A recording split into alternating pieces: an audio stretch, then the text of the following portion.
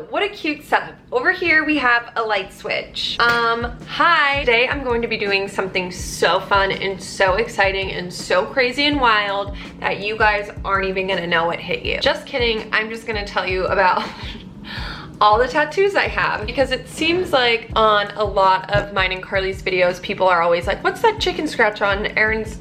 Oh my God, I literally forgot about a tattoo. Don't be alarmed that the keyword that reminded me of one of my tattoos was chicken scratch. We're in for a treat here. I always see comments like, what's a tattoo on Erin's neck? I didn't know she had one on her wrist. Is that a new tattoo? So I figured that I would let you guys in on my deep, darkest tattoo secrets so that that's all cleared up and it could be a fun little journey. I'll tell you all the stories behind my tattoos. Some of them are a lot worse than others. It's all fun. I'm excited to share with you guys. So I guess let's get into it. So my first ever tattoo is this one.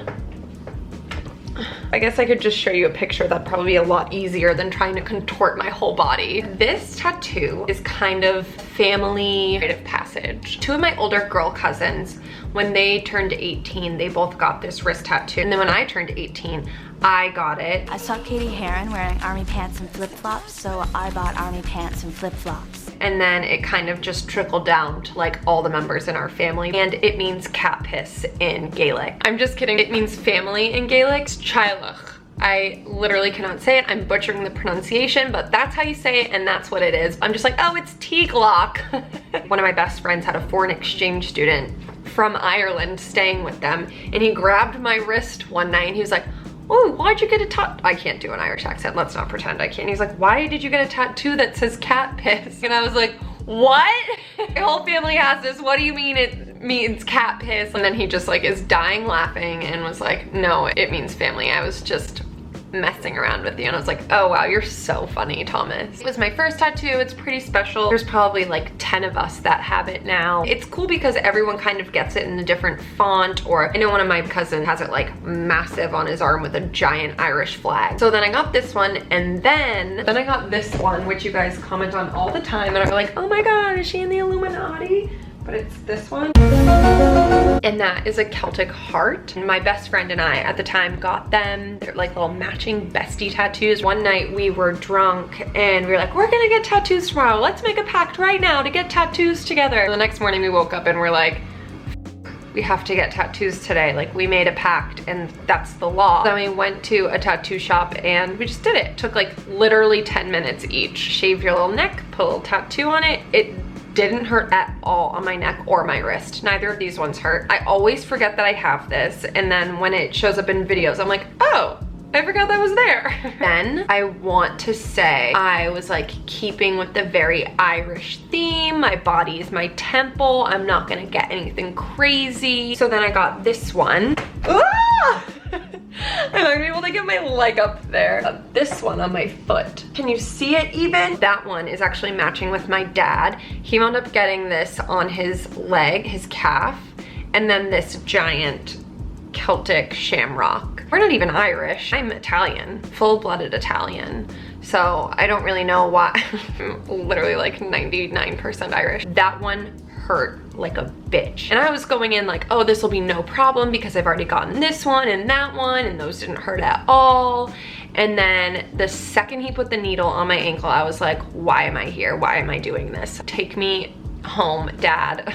I can't do this. But so that one's really special and cute and important to me because it ties me to my dad. Dad, if you're watching this, which you probably aren't, I love you. I'm pretty sure my next tattoo was my lip tattoo. Back in 2012, young and cool hip Erin was in Panama City Beach, Florida on spring break and decided it would be really cool to get a lip tattoo. It's super meaningful to me, really embodies what I stand for in life, and you know, it's just like super special. So you probably can't even see it anymore. It's probably like super faded. So here it is. You can still see it. It says hashtag, yep, that's right, little hashtag bad bitch. I was completely sober, just a random day on spring break where we had nothing going on, and my friend and I were like, you gotta just do this now. We just gotta do it. It didn't hurt on your lip. It feels like when you get your eyebrows tweezed or waxed and your eyes water. That's what it felt like, but on my lip. It wasn't painful. I went into the tattoo parlor, like told him what I wanted. We're getting all ready. I'm sitting in the chair, and then I see him in the corner cleaning off a men's deodorant stick. And I was like, oh, that's weird, dude. Like, do that in the back room. I don't want to see you putting on deodorant. And then he started walking over towards me with it. And I was like, wait, are you using that on me? He's like, yeah, it's to dry out your lip so that the ink like holds to it better. So he wound up putting a deodorant stick in my mouth, which was so disgusting, and then did it. Also took like 15 minutes, was super quick. And then I got a certificate, which was probably the only souvenir I took home from spring break, and I gave it to my parents. It's still hanging on their fridge to this day, and may not have gotten my degree from college, but at least I got this diploma from college, recognizing that I'm a hashtag bad bitch. This one is an interesting story. It was the 4th of July, 2013. I was very not sober. I was down on the Cape, having a day, celebrating America, taking Jello shots, drinking vodka sodas, doing mind erasers. And then our friend was like, hey, I have a tattoo gun in my car. Let's go do tattoos in the barn. Sure, sign me the hell up. It's like a party happening at the house. They have like a cool loft barn type thing, and you know, he just starts giving out tattoos to everyone. Nothing crazy, just like a little cross or the word cat or this chicken scratch that is now on my foot. Sorry if my foot's a little dirty. This guy. It's supposed to say La Vida Loca. That's right, because I was living a crazy life. I'm a crazy girl, and we were having crazy fun, and we were doing crazy things, and I was like, yeah, this is cool.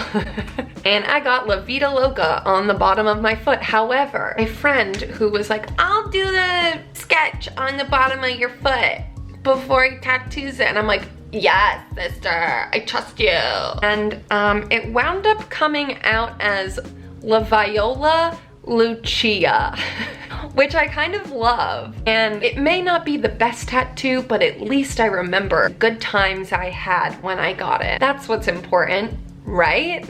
Oh, also recently I found out that getting a tattoo on the bottom of your foot, you can die, because there's a nerve in your foot that if you hit it can like trigger something in your brain to have an aneurysm or something, and then you die. This is my most recent one that I got 2 or 3 years ago.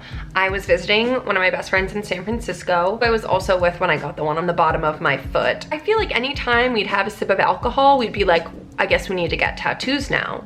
Like, that's the only option. That's the only direction that this day is going in, is us ending the day with getting tattoos. So we were just drinking away in San Francisco, probably watching the Patriots or something, and we managed to find our way to a tattoo parlor, and my friend was like, I really either want like a skull, like a skull, a cross skull and bones, or a cheeseburger.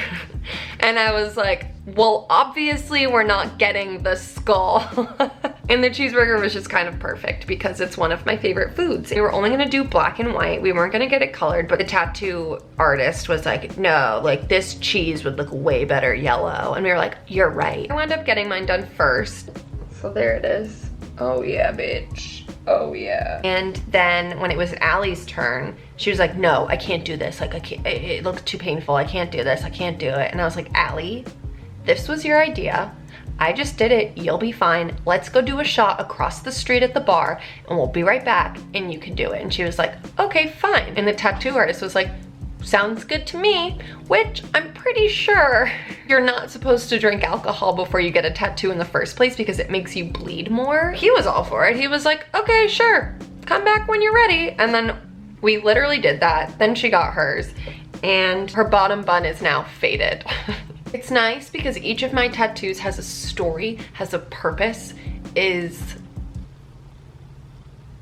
all in places where no one would ever really notice them other than people who give me pedicures, and they're always trying to scrub the bottom one off of my foot. They're like, it's dirty. What's this dirt? And I'm like, oh no, that's a tattoo. And the cheeseburger one always gets a lot of giggles. You can always hear them speaking in Vietnamese, but then say the word cheeseburger, and then they all laugh. And I'm like, oh my God, they're talking about my tattoo. That's so funny. So that's the story behind all of my tattoos, and that's really it. Let me know if you guys have any questions questions, comments, concerns, I will address them all. Thank you so much for watching this video. I will see you guys when I feel like it next.